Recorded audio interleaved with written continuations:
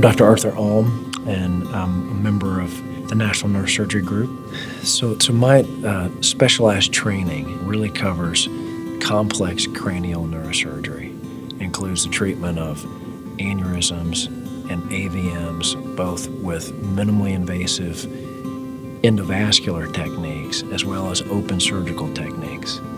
I spent more than a year in a microsurgical anatomy training lab with Dr. Albert Roten, one of the most famous neurosurgeons in the world, and basically honed my skills in how to approach different areas of the brain, and have published more than 20 papers on highly specialized surgical approaches to the brain.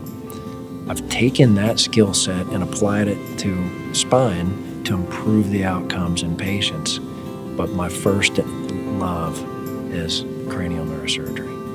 At National Neurosurgery Group, the partners approach every patient the same way.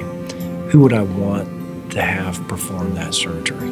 And so we first ask ourselves, am I the best person to do that? And then is this practice the best person to do that?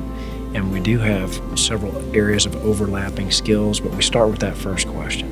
And we never put ourselves in that position to do a surgery that we didn't feel like we were absolutely the most qualified to perform. Many of the diseases that we deal with, it's at a critical juncture for the patient and for their life.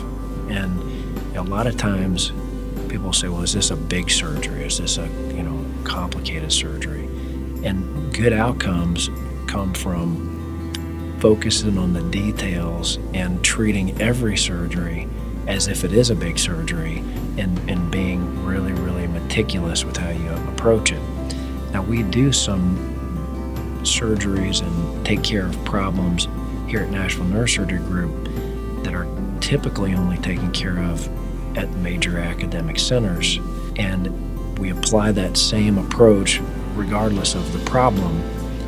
And when you're dealing with these types of issues, you, as a patient, you really want to do your homework, do your research, and make sure who you're seeing is the right person to take care of the problem. The most gratifying aspect of my job is to see the patient's health restored and their life returned to them, and being privileged to be in that position is what kind of drives and fuels getting up every day and